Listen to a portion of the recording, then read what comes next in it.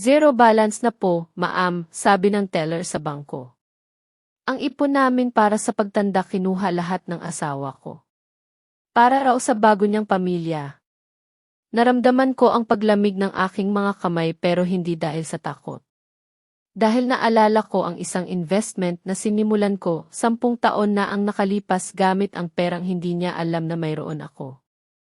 Bago tayo magpatuloy, kung maaari, mag-subscribe ka sa channel at sabihin mo sa comments kung saan ka nakikinig ngayon, ikatutuwa ko talagang malaman iyon. Sa loob ng 10 taon ng aking pagiging asawa. Hindi ako kailanman pinayagan ni Don Rafael na dumalo sa anumang piging o pagtitipon ng kanyang kumpanya. Ngunit noong gabing iyon, sa isang hapunan para sa bagong taon, ipinakita ko ang isang kakayahan na matagal ko nang itinago. Isang kakayahan na nag-iwan ng pagkamangha sa lahat ng naroroon at nagbukas ng isang pinto na hindi ko na muling isasara. Ako si Isabel, 35 taong gulang. Noong gabing iyon, nakatayo ako sa harap ng isang malaking salamin sa aming tahanan sa Villa Elena Heights, isang marangyang subdivision sa Metro Manila. Ang salamin na ito inangkat pa mula sa Italia ay pinili mismo ni Don Rafael. Isang simbolo, marahil, ng buhay na ibinigay niya sa akin. Isang buhay na kumikinang sa labas, ngunit walang laman sa loob. Suot ko noon ang isang damit na gawa sa lana, kulay beige, na maisaradong kwelyo at haba na lagpas sa aking mga tuhod. Ito raw ang uri ng kasuotan na disente, sabi niya. Pero para sa akin, pakiramdam ko'y isang saplot na bumabalot sa huling natitirang sigla sa aking katawan. Biglang bumukas ang pinto ng silid, walang katok, walang babala. Sa 10 taon sa bahay na ito, hindi ko na matandaan kung kailan pa ako huling nakarinig ng katok sa pinto. Pumasok si Don Rafael, dala ang amoy ng mamahaling pabango na maihalong lamig ng sigarilyo. Tiningnan niya ako mula ulo hanggang paa, na para bang isang mangangalakal na sumusuri sa isang lumang paninda. Iyan ba ang isusuot mo sa hapunan ng kumpanya? Iyang mumurahing basahan? Ang boses niya ay malalim, hindi pa sigaw, ngunit bawat salita ay tumutusok na parang tinik. Yumuko na lamang ako at marahang hinaplos ang tupi ng aking damit. Maganda naman ito, bulong ko at mainit sa katawan. Natawa siya, isang tawang puno ng pangmamaliit. Maganda? Mukha kang isang mangingisda mula sa palengke na nanalo sa loto. Lumapit siya at inayos ang kwelyo ko. Ngunit ang kanyang pagkilos ay marahas, na para bang gusto niya akong sakalin. Tandaan mo, Isabel, sabi niya, ang handaan ngayong gabi ay sa Makati Tesay Tower. Ang mga bisita ay mga kasosyo mula sa Europa, mga piling tao. Kung sasama ka, kahit bilang palamuti lang, kailangan mong magmukhang karapat-dapat. Huwag mo akong ipahiya. Nanatili akong tahimik. Isang katahimikan na pinanday ng 3,650 araw. Hindi naman ako ganito dati. Noong 25 taong gulang ako, ang dila ko'y matalas. Kaya kong makipagdebate sa mga propesor ng lingwistika sa 3 magkakaibang wika. Ngunit sa 10 taon sa piling ni Don Rafael, unti-unti niya akong hinubog. Tinanggal ang mga tinik, kininis ang mga gilid, ginawa akong isang makinis na bato na hindi gagalaw saan man niya ako ilagay. Inilapag niya sa ibabaw ng tokador ang isang imbitasyong kulay ginto at isang mahabang kahon na pelus. Isuot mo itong kwintas, utos niya. At itatak mo ito sa iyong isip, Isabel. Ngayong gabi, ang tanging trabaho mo ay ngumiti, tumango at manatiling tahimik. Bawal na bawal kang magsalita. Ang iyong pang-umpisang Ingles ay magiging katatawanan lang. Umalis siya nang hindi man lang hinihintay ang aking sagot. Kinuha ko ang kahon. Sa loob, isang kwintas na diamante ang kumikinang. Maganda, ngunit malamig sa pakiramdam tulad niya. Sinabi niya sa akin noon na ayaw niya akong mahirapan, kaya't ikinulong niya ako sa bahay na ito, pinutol ang lahat ng aking ugnayan sa mga kaibigan at dating kasamahan. Sabi niya, hindi raw ako marunong makipag-usap, mahina raw ang aking Ingles. Kaya ang pinakamabuti ay manatili na lamang ako sa bahay. Ngumiti ako ng mapait sa harap ng salamin. Ang hindi alam ni Don Rafael, o marahil ay nagkukunwari siyang hindi niya alam, na bago ako naging ginang Isabel ako si Carmen, ang poliglota. Ang diksyonaryong may buhay. Binuksan ko ang ilalim na kahon ng aparador. Sa ilalim ng mga supot na pang-alis ng halumigmig, kinuha ko ang isang lumang kahon na gawa sa kahoy. Sa loob nito, hindi mga alahas, kundi ang aking mga tunay na yaman. Ang aking master's degree sa linguistics mula sa Heidelberg University sa Alemanya. Ang aking sertipiko bilang high-level cabin interpreter mula sa European Union. Mga larawan kasama ang mga diplomatikong delegasyon mula sa Japan, Russia, Italia. At ang aking lumang ihi mula sa isang eke, kung saan ko inialay ang aking kabataan. 10 taon kong hinayaan na takpan ng alikabok ang aking talino, kapalit ng titulong isang mabuting asawa. Ngunit nang makita ko sa imbitasyon ang pangalan ng Kruger Group, isang kilalang kumpanya mula sa Alemanya, biglang may kumislap sa aking puso. Kruger iyon ang pangalan na nagpapaalala sa akin ng mga gabing walang tulog sa pagsasali ng mga teknikal na dokumento. Muli kong isinara ang kahon, itinulak ito sa pinakamadilim na sulok, at isinuot ang kwintas na diamante. Ang bigat nito parang isang pamatok. Dumating kami sa Makati Hightower, isang gusaling nagniningning sa karangyaan.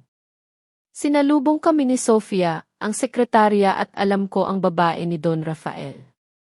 Suot niya ang isang mapangahas na pulang bestida, at ang kanyang tingin sa akin ay puno ng pangutya. "Hello, Ginang Isabel," sabi niya na maihalong tawa. "Napakasimple mo naman ngayon. Akala ko katulong ang nakasakay sa kotse." Hindi ako ipinagtanggol ni Don Rafael. Sa halip, nakitawa pa siya. Ganyan lang talaga ang asawa ko. Sanay sa simpleng buhay. Pagkatapos, kinuha niya ang kanyang kamay mula sa akin at inilagay ito sa braso ni Sofia. Naglakad sila papalayo na parang sila ang mag-asawa, habang ako'y naiwan sa likuran, isang anino na sumusunod. Sa loob ng elevator, abala si Sofia sa pag-ulat kay Don Rafael, naghahalo ng Ingles at Tagalog sa kanyang pagsasalita. Ang agreement po ay very important. Si Mr. Claus ay very difficult. Ang mga salitang iyon, kahit ang mga simpleng salita, mali ang kanyang pagbigkas. Pero si Don Rafael, tango lang ng tango. "Mabuti na lang at nandito ka, Sofia," sabi niya. Nag-aalala ako sa interpreter na kinuha ko ngayon. Itinuro niya ang isang mesa sa pinakasulok ng bulwagan, malayo sa entablado, nakatago sa likod ng isang malaking haligi. "Doon ka umupo," sabi niya sa akin. "Huwag kang gagalaw. Tatawagin na lang kita kapag tapos na ang lahat." Tumango ako at naglakad patungo sa sulok na iyon. Ngunit ang aking mga mata ay hindi nakatuon sa pagkain, kundi sa grupo ng mga dayuhan sa gitna. Ang matangkad na lalaking may puting buhok iyon si E. Claus, ang EC ng Kruger Group. At nakita ko ang bahagyang pagsimangot niya habang tinitingnan ang kanyang relo. Isang masamang pangitain o marahil ang simula ng isang pagkakataon. Nagsimula ang usapan sa gitnang mesa. Si Don Rafael ay nagsasalita sa Espanyol at ang batang interpreter, isang binatang pawis na pawis, ay sumusubok na isalin ito sa Aleman. Mula sa aking kinaupuan, kitang-kita ko ang problema. Ang salin ay mahina, kulang sa formalidad at walang paggalang. Nagsalita si E. Claus, mabilis at malalim, sa purong Aleman ng rehiyon ng Hanover. "Pinahahalagahan namin ang inyong pagtanggap, ngunit dumiretso na tayo sa punto. Mayroon kaming mga hindi malinaw na punto tungkol sa mga patente."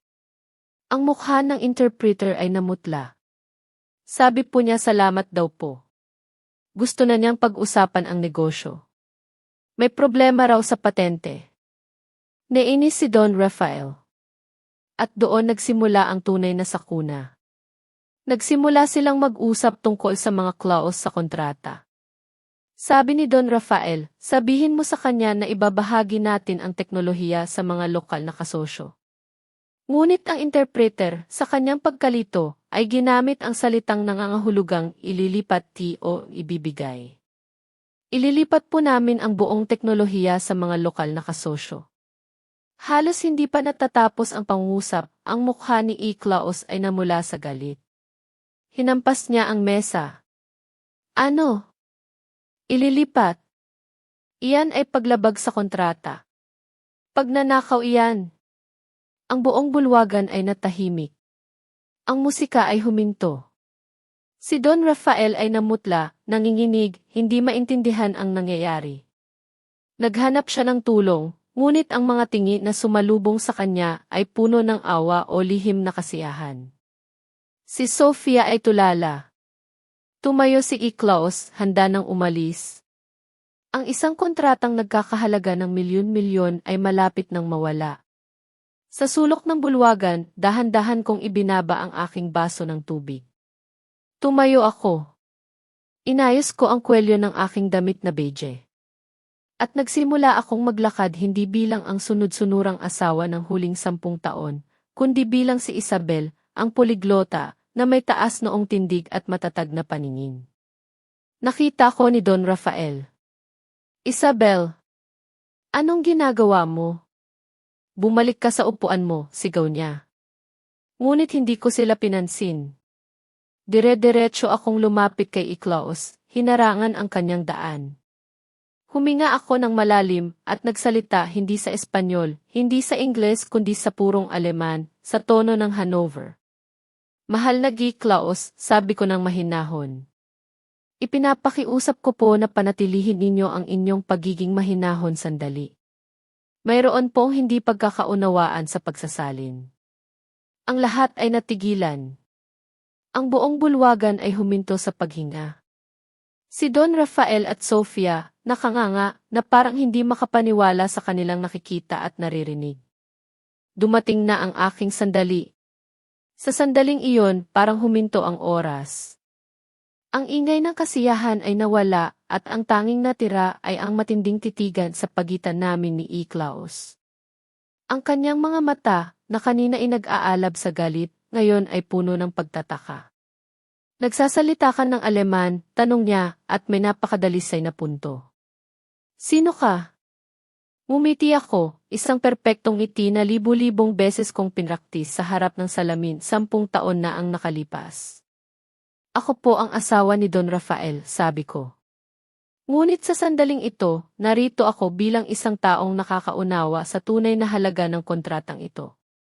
Hindi ko na siya hinintay na magtanong pa. Itinuro ko ang mga dokumento sa mesa. Ginamit po ng interpreter ang salitang nangangahulugang ilipat ang pagmamay-ari, ngunit ang ibig sabihin ng aking asawa ay ibahagi ang lisensya sa loob lamang ng aming mga kaanib na kumpanya. Wala po kaming intensyon na nakawin ang inyong intellectual property.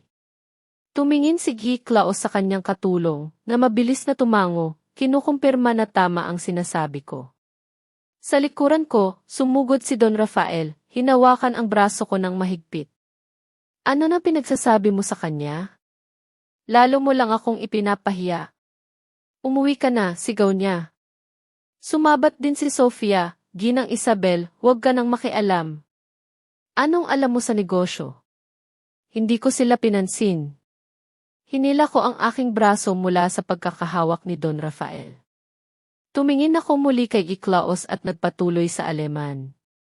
Paumanhin po sa istorbo.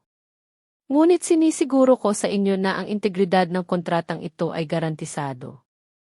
Isang maliit na ngiti ang sumilay sa labi ni Iklaos. Tinalikuran niya si Don Rafael, hinila ang isang upuan, at sinenyasan akong umupo sa tapat niya. Maupo ka, ginang, sabi niya. Nakikinig ako. Ang kilos na iyon ay parang isang sampal sa mukha ni Don Rafael. Ang pinakamalaking kasosyo niya ay ngayon magalang na inaanyayahan ang kanyang asawa, na itinuturing niyang walang silbi, na umupo sa lamesa ng negosasyon. Umupo ako, at sa unang pagkakataon sa loob ng 10 taon, naramdaman ko muli na ako ay nasa tamang lugar. Ang laro ay nagsimula na, at sa pagkakataong ito, ako na ang maihawak ng mga baraha. Sinubukan ni Don Rafael na pigilan ako, ngunit lumingon ako sa kanya. Manahimik ka, sabi ko sa Espanyol, malinaw at matigas. Kung gusto mong mawala ang kontratang ito, kung gusto mong malugi ang kumpanya mo bukas, sige, magsalita ka pa. Ngunit kung gusto mo pang magkaroon ng kahit katiting na dignidad, tumahimik ka. Natigilan siya. Ang maamong kanaryo sa hawla ay biglang naging isang phoenix na nag-aalab. Bumaling ako muli kay Iklaos at nagsimulang talakayin ang mga teknikal na detalye ng kontrata. Ang kaalaman na ito ay hindi itinuro sa akin ni Don Rafael. Nakuha ko ito sa tahimik na pagbabasa ng mga dokumentong iniiwan niyang nakakalat sa kanyang mesa sa bahay. Ngunit hindi lahat ay madaling makumbinsi. Si Monsieur Dubois, ang Pranses na tagapayo, ay biglang nagsalita sa wikang Pranses, mabilis na parang masinggan. Madami, maganda ang lahat ng iyan, ngunit paano ang pagsisikip sa daungan ng Batangas? Paano mo masisiguro na hindi maiipit ang aming mga kargamento doon? Akala niya siguro ay hindi ko siya maintindihan. Ngunit ang Pranses ang pangalawang wika na pinakamahusay kong alam. Umiti ako at sumagot kaagad sa perpektong Pranses ng Paris. Monsieur Dubois, tama po kayo sa inyong pag-aalala. Kaya hindi tayo dadaan sa Batangas. Gagamitin natin ang Subic Bay Freeport Zone. Natulala si Monsieur Dubois. Bumagsak ang hawak niyang panulat. Boss, bulong niya kay Klaus, mas alam niya ang ruta kaysa sa akin. Sunod-sunod ang mga tanong mula sa iba't ibang kasosyo. Si Dmitry Petrova, ang kinatawan mula sa Russia, ay nagtanong tungkol sa presyo ng langis sa wikang Ruso. Sinagot ko siya ng may kumpiyansa, ipinapaliwanag ang aming estratehiya sa hedging. Si Ginoong Kenji Tanaka mula sa Japan ay nagtanong tungkol sa kultura sa wikang Hapon. Ipinaliwanag ko ang aming plano na pagsamahin ang diwa ng samurai at ang katumpakan ng tangking Aleman. At sa huli, si Massimo Romano ng Italia ay itinaas ang kanyang kopita. Ginang Isabel, sabi niya sa wikang Italyano, para kang isang konduktor na nagpapatakbo ng isang simponya ng mga salita. Nagsimulang pumalakpak si Iklaos at sinundan ito ng buong bulwagan. Nakaupo ako sa gitna ng papuri, ngunit ang pakiramdam ko'y kakaibang kalmado. Tumingin ako kay Don Rafael.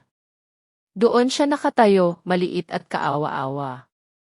At sa kanyang mga mata, wala nang pangmamaliit kundi takot. Kinuha ni Iklaos ang panulat at buong paggalang na sinabi, Ginang Isabel, ang totoo, balak ko sanang kanselahin ang kooperasyon na ito.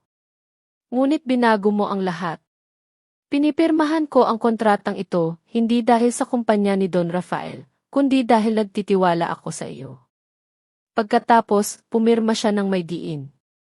Nanginginig na kinuha ni Don Rafael ang panulat at pumirma rin. Ngunit ang mga kamera ng mga mamamahayag na kinontrata niya ay hindi sa kanya nakatutok. Ang lahat ng lente ay nasa amin ni Iklaos habang kami nagkakamay. Pagkatapos, kinuha ni Iklaos ang kanyang personal na business card. Iniabot niya ito sa akin.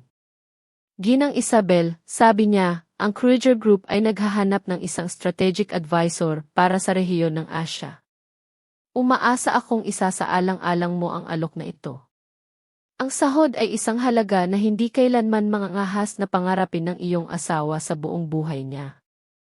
Hawak ko ang card sa aking kamay. Ang bigat nito ay hindi dahil sa material, kundi dahil sa bigat ng pagkakataon. Ang bigat ng kalayaan, hindi na hinintay ni Don Rafael na umalis ang lahat ng bisita. Hinila niya ako palabas ng bulwagan, patungo sa isang tahimik na pasilyo. Binitiwan niya ako ng marahas. Sumandal ang likod ko sa malamig na pader. Ang kanyang mukha ay pula sa galit. Anong laro ito, Isabel? Ano nang gusto mong patunayan? Na mas magaling ka sa akin. Hindi ako natakot. Sa unang pagkakataon sa loob ng 10 taon, tiningnan ko siya ng walang takot, tanging awa. Hindi ito laro, sabi ko. Ginawa ko lang ang nararapat para iligtas ang kumpanya mo. Itinaas niya ang kanyang kamay, akmang sasampalin ako. Ngunit hindi ako umiwas. Tinitigan ko siya ng diretso sa mata. At ang kamay niya ay nanigas sa ere. Sige, gawin mo, hamon ko. Pagkatapos ng sampal na iyan, mawawala sa iyo ang lahat. Nariyan pa si Guy Claus. Ano sa tingin mo ang gagawin niya sa kontrata kung bukas ay makita niya akong may pasa sa mukha? Ibinaba niya ang kanyang kamay. Bakit mo ito itinago sa akin? Bakit ka nagpanggap na wala kang alam? Tanong niya. Natawa ako ng mapait. Hindi ko itinago. Ikaw ang hindi nagtanong. Ang gusto mo lang ay isang manika na magluluto at mag-aana. Sa sandaling iyon, lumitaw si Sofia. Ginang Isabel, masyado ka namang masakit magsalita. Nag-aalala lang naman si Don Rafael sa iyo. Hindi ko siya tiningnan. Manahimik ka rin, sabi ko. Ang nangyayari sa pagitan namin ng asawa ko ay hindi bagay sa isang simpleng sekretarya na isa ring kabit. Namula ang mukha ni Sofia. Dumukot ako sa aking bag at inilabas ang isang puting sobre. Inihagis ko ito sa sahig sa pagitan naming tatlo. Ano iyan? Tanong ni Don Rafael. Ang papeles ng diborsyo. Nakapirma na ako. Nababaliw ka na ba? Sigaw niya. Sino ka para iwan ako? Kung lalabas ka sa bahay ko, anong kakainin mo? Lupa. Sino ako? Ngumiti ako. Nakita mo na kanina. At hindi ako pumunta rito para iligtas ka. Pumunta ako para bawiin kung ano ang sa akin. Tumalikod ako at naglakad palayo. Sa likuran ko, narinig ko ang sigaw ni Don Rafael at ang iyak ni Sofia, ngunit unti-unti itong humina hanggang sa tuluyang naglaho sa gabi ng Metro Manila. Sumakay ako ng taxi, binuksan ang bintana, at hinayaan ang hangin na humampas sa aking mukha. Malamig, ngunit napakasariwa. Huminga ako ng malalim ang hangin ng kalayaan. Bumalik ako sa Villa Elena Heights. Kinuha ko ang aking maleta. Ang mga gamit ko kakaunti lang. Ang mga damit na pinayagan niyang isuot ko, ang mga librong palihim kong binibili, at ang kahon na gawa sa kahoy na naglalaman ng aking mga diploma. Inayos ko sa ibabaw ng tokador ang lahat ng alahas na ibinigay niya, lahat ng mamahaling bag na hindi ko naman pinili.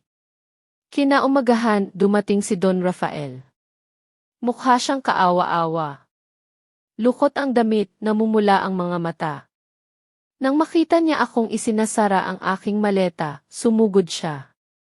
Isabel, anong ginagawa mo? Saan ka pupunta? Lumuhod siya, niyakap ang aking mga binti. Nagkamali ako, Isabel. Lasing lang ako kagabi.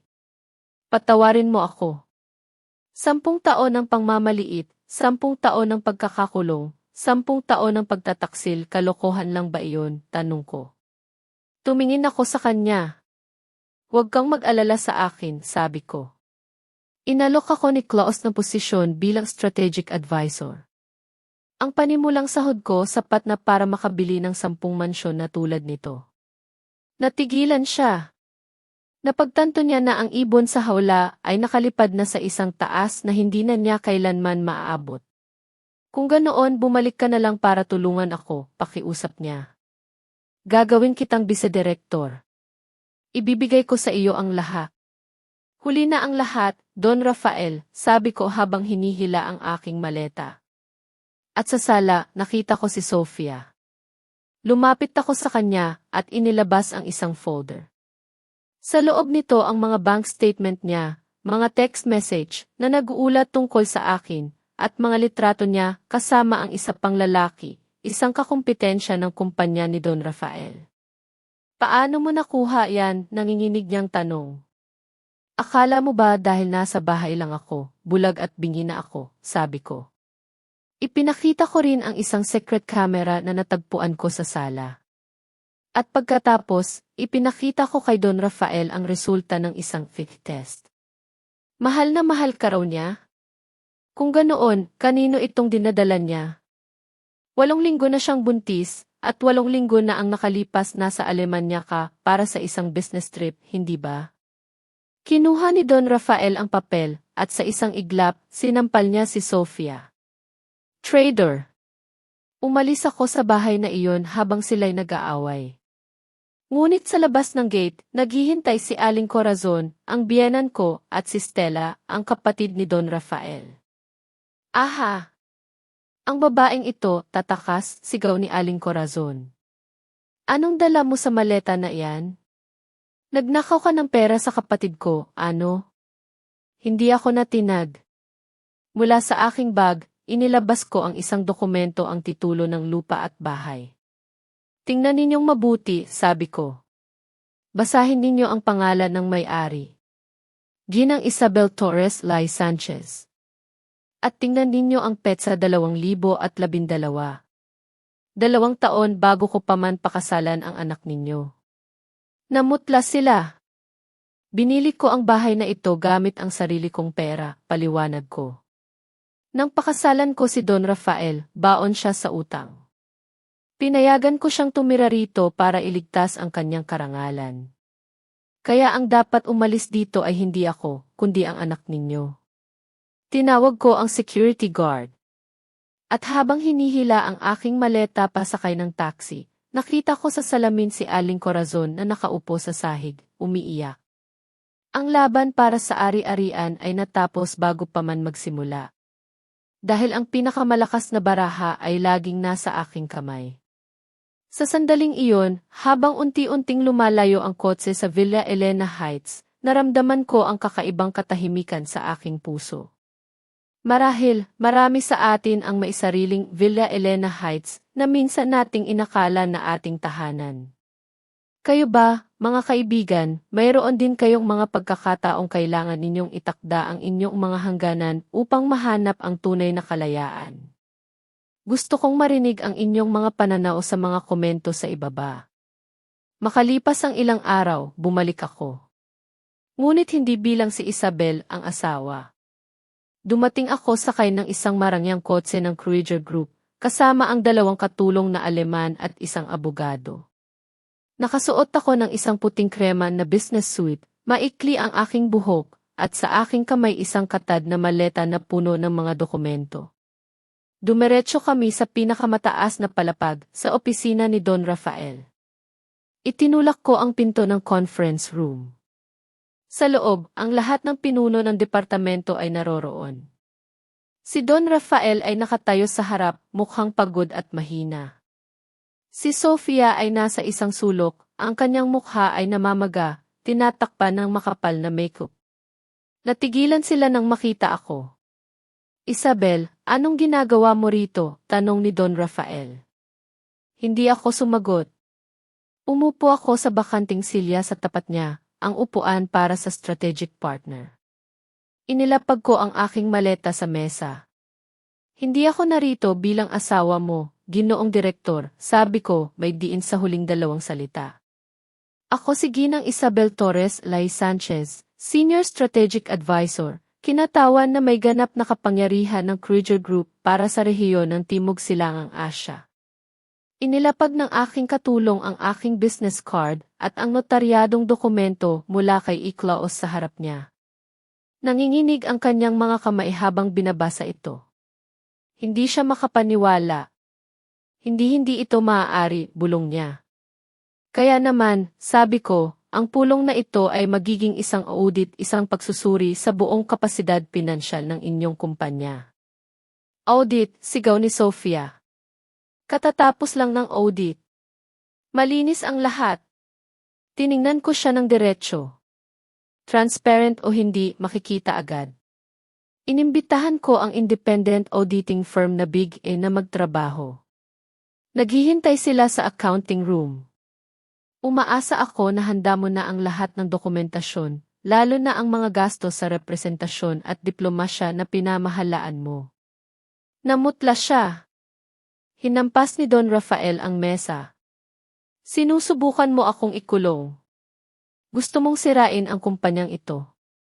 Tumayo ako, ipinatong ang aking mga kamay sa mesa, at yumuko papalapit sa kanya. Hindi ko sinisira. Inililigtas ko ito mula sa mga uod na nagpaparumi sa sabaw. Hindi tinatanggap ng Kreuger Group ang pakikipagtulungan sa mga mapanlinlang nakasosyo.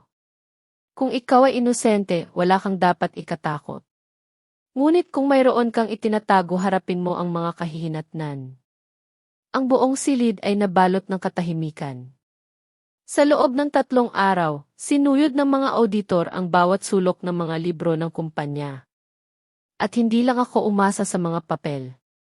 Ginamit ko ang aking alaala, ang mga pagkakataong hindi sinasadyang nababanggit ni Don Rafael, ang mga mali sa kanyang mga tawag sa telepono, ang mga dokumentong palihim kong tinitingnan kapag inuuwi niya ito.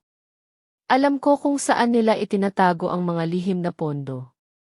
Alam ko kung anong mga peking kumpanya ang ginagamit nila. Sa ika-4 na araw, ipinatawag ko ang isang pulong ng Board of Directors. Inihagis ko sa gitna ng mesa ang isang makapal na folder. Mga Ginoo, narito ang resulta ng audit. Ipinakita ko sa screen ang mga graph at numero. Una, si Direktor Don Rafael at ang kanyang kanang kamay na si Sofia ay nagsabwatan upang lumikha ng mahigit 50 peking kontrata sa pagbili ng mga materyales. Ang kabuang halaga na kanilang ninakaw ay umaabot sa mahigit 200 milyong piso sa loob ng huling 3 taon. Isang bulungan ng pagkabigla ang kumalat sa silid. Ang mga shareholder ay tumingin kay Don Rafael ng may galit. Pangalawa, patuloy ko, ginamit ni Binibining Sofia ang pera ng kumpanya para sa kanyang mga personal na gastos. Mga biyahe sa ibang bansa, mga mamahaling bag, at maging ang pag-aalaga sa kanyang ibang kalaguyo. Ipinakita ko sa screen ang mga resibo mula sa mga 5-star hotel at mga litrato niya kasama ang lalaking iyon. Bilang kinatawan ng cruiser, ipinapahayag ko na ititigil namin ang lahat ng kooperasyon at kakanselahin ang kontrata kung ang kasalukuyang pamunuan ay hindi aalisin at pananagutin sa batas. Tumayo si G. Enrique, isang malaking shareholder. Don Rafael, ipinagkatiwala namin sa iyo ang aming puhunan. Ipinapapanukala ko ang agarang pagpapatalsik sa iyo bilang direktor at ay dedemanda ka namin. Patalsikin at ay demanda, sigaw ng iba. Si Don Rafael ay tuluyang gumuho. Napaupo siya sa kanyang silya, ang kanyang mga mata ay walang buhay. Tiningnan niya ako, hindi na may galit, kundi may matinding desperasyon. Alam niya tapos na ang lahat. Ang pagbagsak ni Don Rafael ay mas mabilis kaysa sa aking inaasahan. Kinaumagahan, ang balita tungkol sa iskandalo sa kanyang kumpanya ay laman na ng lahat ng pahayagan sa negosyo. Direktor, nagwaldas ng pondo, multimilyong kontrata, nanganganib na gumuho. Nakatanggap ako ng tawag mula kay Stella. Masaya ka na ba, Isabel? Umiiyak niyang tanong.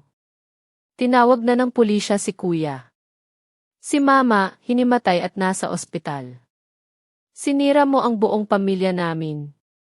Stella, mahinahon kong sagot, ang pumirma sa mga peking kontrata ay si Don Rafael. Ang nagnakaw ng pera ay si Don Rafael at si Sofia. Ako lang ang naglabas ng katotohanan. Humingi siya ng tulong na kung maaari ay manatili sila sa Villa Elena Heights. Paumanhin, sabi ko, ngunit ipinagbili ko na ang bahay na iyon. Ayoko nang magtago ng anumang alaala ng inyong pamilya. Dumalo ako sa paglilitis bilang pangunahing saksi. Si Don Rafael ay nakatayo sa korte, payat, halos puti na ang buhok, suot ang uniforme ng isang bilanggo. Ang mga ebidensyang ibinigay ko ay napakatibay. Sa huli, hinatulan si Don Rafael ng 12 taong pagkakakulong. Si Sofia, 7 taon. Habang dinadala siya palabas, dumaan siya sa tabi ko. Huminto siya sandali. Paumanhin, Isabel, bulong niya. Hindi ko siya tiningnan. Hindi sa akin ang utang mo ng tawad, sagot ko, kundi sa sarili mo. Para sa isang disenteng buhay. Pumunta ako sa korte ng mag-isa para kunin ang desisyon ng diborsyo. Isang manipis na papel lamang ito, ngunit ito na ang katapusan ng 10 taon ng aking kabataan. Ito na ang pasaporte sa aking bagong buhay. Bago ako tuluyang umalis patungong Berlin, dumaan muna ako sa ospital. Si Aling Corazon ay nakahiga, maraming tubo ang nakakabit sa kanyang katawan. Hinawakan niya ang aking kamay. Patawarin mo ako, Isabel, bulong niya. Patawarin mo si Don Rafael. Patawarin mo kami. Hindi ako sumagot. Tumango lang ako ng bahagya. Matagal ko na silang pinatawad. Hindi dahil karapat-dapat sila, kundi dahil karapat-dapat akong magkaroon ng kapayapaan. Nag-iwan ako ng isang sobre para sa mga gastusin sa ospital. Huwag kang mag-alala sa akin, sabi ko kay Stella. Hindi na ako babalik. Ang huling hantungan ko sa Pilipinas ay ang bilangguan. Dinalaw ko si Don Rafael sa huling pagkakataon. Aalis na ako papuntang Alemanya, sabi ko. Tumango lang siya. Binabati kita. Karapat-dapat ka dyan. Pumunta ako rito para magpaalam at para sabihin sa iyo ang isang bagay, sabi ko. Salamat. Nagulat siya. Salamat. Para saan? Sa pagsira ko sa buhay mo? Hindi, sagot ko. Salamat sa pagpapakita mo sa akin ng hangganan ng paghihirap upang mapahalagahan ko ang aking sariling halaga. Ikaw ang pinakamahal na aral sa aking buhay. Tumayo ako at umalis. Sa aking likuran, nakita ko ang mga luhang dumadaloy sa kanyang mga pisngi. Naintindihan niya na tuluyan na niyang nawala ang pinakamahalagang bagay sa kanyang buhay. Sumakay ako ng eroplano patungong Berlin. Ang lugar kung saan nagsimula ang aking mga pangarap. Habang papalayo ang eroplano, tiningnan ko ang mga ilaw ng Metro Manila na unti-unting lumiliit. Isang kabanata ng aking buhay ang nagsara at isang bago ang malapit ng magsimula. Ang buhay ko sa Berlin ay nagsimula sa gitna ng katahimikan at trabaho. Maraming trabaho. Ang mga kalye na gawa sa bato, ang mga matatandang puno ng oak, ang mga pasilyo ng unibersidad, ito ang mga pangarap na minsan kong binitiwan. Ngayon, narito na ako, nilalakaran ang mga ito araw-araw. Ang aking mga araw ay puno ng mga pulong, mga paglipad sa pagitan ng Alemanya, Singapore, at kung minsan, pabalik sa Espanya. Ang Kruger Group ay naging aking mundo. Dito, ang aking boses ay mahalaga. Ang aking opinyon ay may bigat. Mabilis akong umangat sa kumpanya, at ang respeto na ibinigay sa akin ni E. Klaus at ng aking mga kasamahan ay isang bagay na halos nakalimutan ko nang maramdaman. May kakaibang saya sa pagiging abala. Isang kasiyahan na nagmumula sa paggamit ng iyong isip sa paglutas ng mga problema. Pakiramdam ko'y muli akong nabuhay. Ang posisyon sa Global Board of Directors ay naghihintay na lamang sa akin. Ngunit sa kabila ng lahat ng tagumpay, may mga gabing tahimik. Sa aking marangyang apartment sa Berlin, habang nakatingin sa mga ilaw ng lungsod, may isang bahagi sa akin na nakakaramdam ng kahungkagan. Ang pagod mula sa pakikipaglaban ay naroon pa rin. Ang mga alaala ng 10 taon hindi basta-basta nabubura. Naaalala ko pa rin ang pakiramdam ng pagiging nakakulong sa loob ng aming bahay sa Villa Elena Heights. Ang mga hapunan kung saan ang tanging maririnig mo ay ang tunog ng mga kubyertos. Ang mga salita ni Don Rafael na tumatago sa aking pagkatao. Ang mga aninong iyon minsan, bumabalik pa rin sila. Naitanong ko sa aking sarili, ang kalayaan ba ay tunay na ganap kung ang kapalit nito ay 10 taon ng aking kabataan? Isang bahagi ng aking puso na marahil ay manhid na magpakailanman. Natutunan ko na ang tagumpay ay hindi palaging nagdudulot ng matinding kagalakan. Minsan, ang dala nito ay isang naiibang uri ng katahimikan. Isang pagtanggap na tapos na ang laban, ngunit ang mga sugat ay naroon pa rin. Isang araw, habang nagbabasa ng isang internasyonal na pahayagan, may isang maliit na balita akong nakita. Tungkol sa mga bilanggo sa isang piitan sa Pilipinas. Nabanggit ang pangalan ni Don Rafael at ni Sofia. Wala akong naramdamang tuwa. Wala ring galit. Isang malalim na buntong hininga lamang. Isang pagtanggap sa batas ng sanhi at bunga sa karma. Ang bawat isa sa atin ay umaani kung ano ang ating itinanim. At ang kanilang pag-aani ay nagsimula na. Habang unti-unti akong nasasanay sa aking bagong buhay sa Berlin, isang pamilyar na mukha ang muling lumitaw. Si Mark, isang propesor sa lingwistika na Aleman. Matagal ko na siyang kilala, mula pa noong mga unang araw ko sa Kreuger Group. Lagi siyang naroon sa mga pagpupulong, tahimik na sumusuporta, ngunit hindi kailanman lumalampas sa kanyang hangganan. Isang gabi, pagkatapos ng isang kumperensya, lumapit siya sa akin. Napakaganda mo, Ginang Isabel, sabi niya sa isang halo ng Espanyol at Aleman na may punto. Magaling ang iyong talumpati. Ngumiti ako. Isang ngiting matagal ko nang hindi na ibibigay ng totoo. Bakit hindi tayo maghapunan sa isang Spanish restaurant sa Mite District, alok niya. Kilala ko ang isang napakagandang lugar. Sandali akong nag-atubili. Ang pagbubukas ng aking sarili sa isang bagong tao ay isang bagay na nakakatakot. Ngunit sa kanyang mga mata, wala akong nakitang anumang masamang hangarin. Tanging paggalang. Pumayag ako. Ang gabing iyon ay puno ng mga kwentuhan. Hindi tungkol sa negosyo o sa mga problema. Nag-usap kami tungkol sa mga wika, sa kultura, sa mga pangarap na minsan kong binuo noong bata pa ako. Nakikinig siya, tunay na nakikinig. Bawat salita ko ay mahalaga sa kanya. At sa loob ng maraming taon, iyon ang unang pagkakataon na naramdaman kong may isang taong nakikinig sa akin, hindi dahil may kailangan sila, kundi dahil gusto nilang maunawaan kung sino ako. Doon ko napagtanto na ang pundasyon ng anumang tunay na ugnayan ay paggalang. Hindi si Mark interesado sa aking posisyon o sa aking pera. Interesado siya sa aking isip, sa aking pagkatao. Sa wakas, narito ang isang taong nakakakita sa akin, hindi bilang isang anino, kundi bilang isang nilalang na may sariling liwanag. Hindi pa ito pag-ibig na nag-aalab. Ngunit may init. May kapanatagan. May pag-asa na unti-unting sumisibol sa aking puso.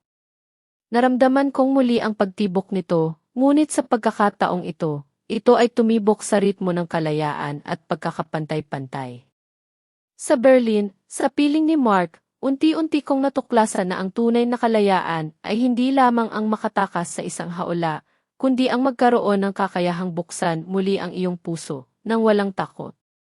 Mahalaga po ang inyong pagdalo at pakikinig sa aking kwento, dahil sa bawat isa sa inyo, nararamdaman ko ang lakas at pag-asa.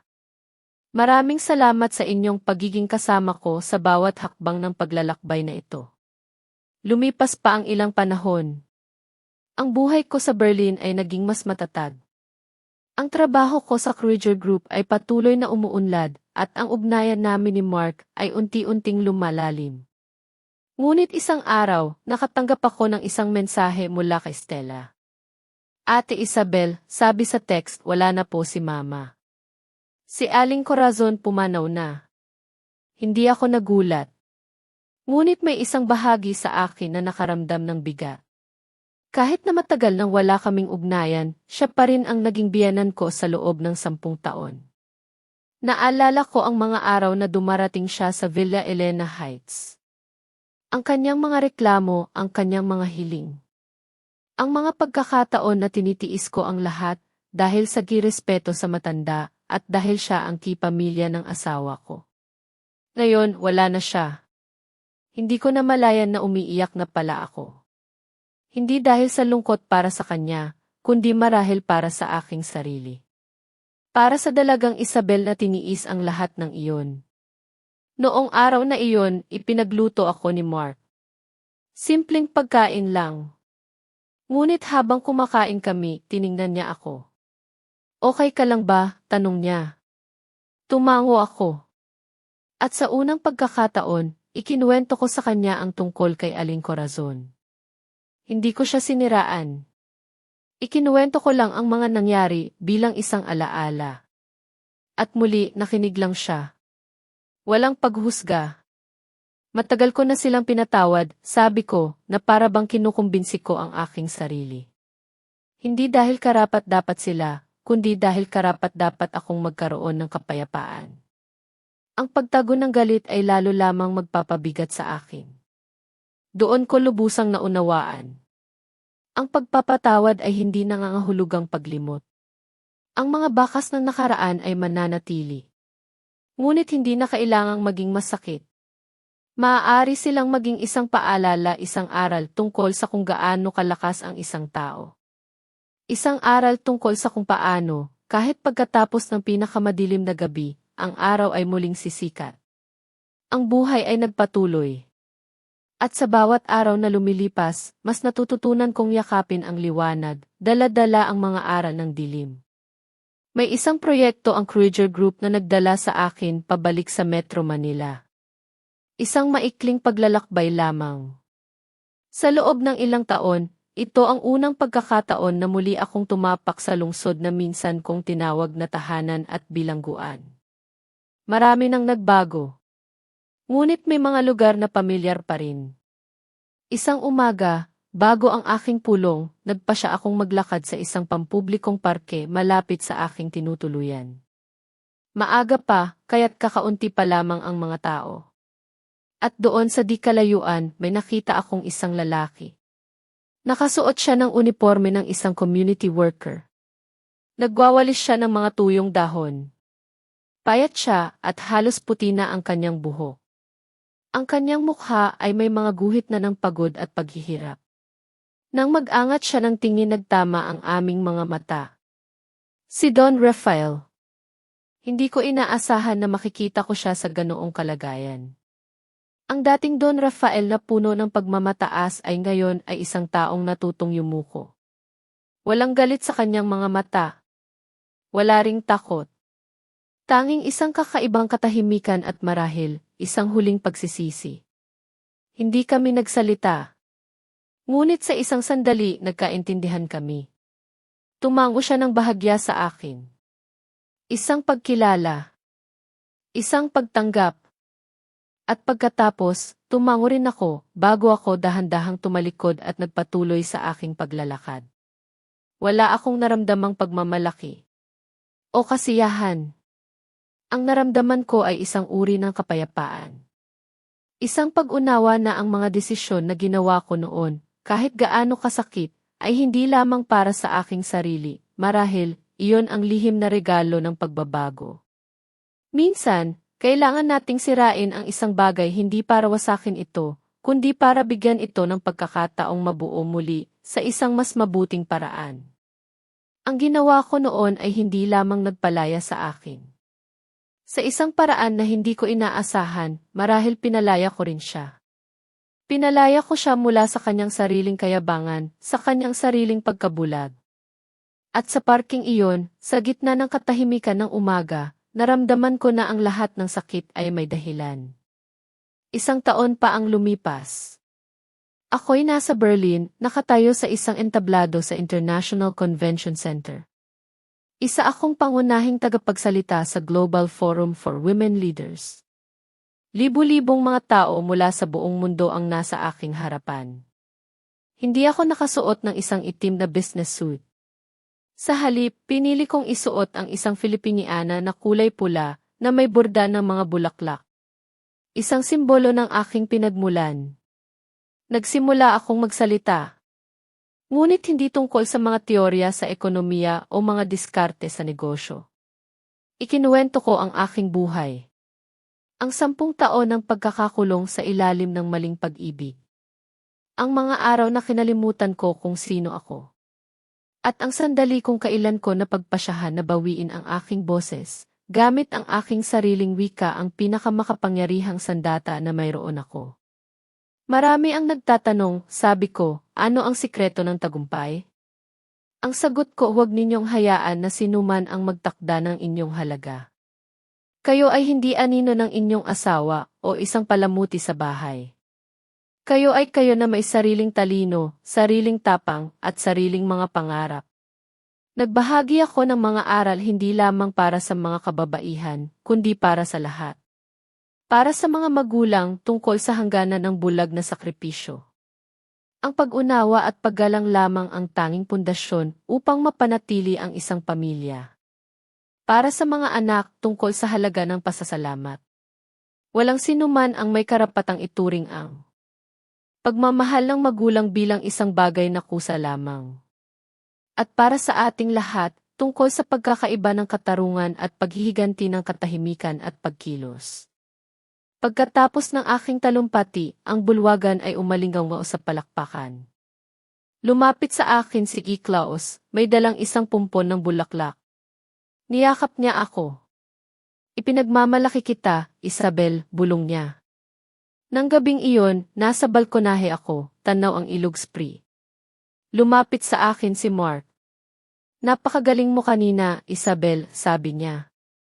Tiningnan ko siya at mumiti. Ang puso ko, pagkatapos ng napakaraming unos, ay payapa na. Libre ka ba ngayong gabi? Tanong niya. Libre ako, Mark, sagot ko. Ngunit gusto kong kumain ng pagkaing Aleman. Namimiss ko ang lasa ng currywurst. Sabay kaming natawa. Ang aming mga tawa ay lumipad kasama ng hangin sa malawak na kalangitan ng Berlin. Nawala sa akin ang 10 taon. Ngunit natagpuan kong muli ang aking sarili. Hindi ito isang perpektong pagtatapos. May mga bakas pa rin ang sakit, may mga alaala na mananatili. Ngunit iyon ang buhay. Ang phoenix ay muling nabuhay mula sa abo. At ang kanyang mga pakpak ngayon ay sapat na malakas upang lumipad sa anumang abot tanaw na naisin. Ito ay hindi ang dulo ng isang kwento, kundi ang simula ng isa pang paglalakbay. Dito nagtatapos ang aking paglalakbay o marahil, dito lamang talaga nagsisimula. Ang tagumpay ay hindi palaging matamis, at ang kapayapaan ay hindi palaging nangangahulugang walang mga pila. Minsan, ito ay simpleng pagtanggap lamang sa lahat ng nangyari at sa lahat ng darating pa. Salamat sa inyong tahimik na pakikinig. Kung mayroong anumang bahagi ng aking kwento na nanatili sa inyong puso, malugod kong babasahin ang inyong mga saloobin sa ibaba. Upang patuloy tayong magkasama sa mga susunod pang paglalakbay ng damdamin, maaari ninyong sundan ang aming tahanan dito sa Luha at Katahimikan.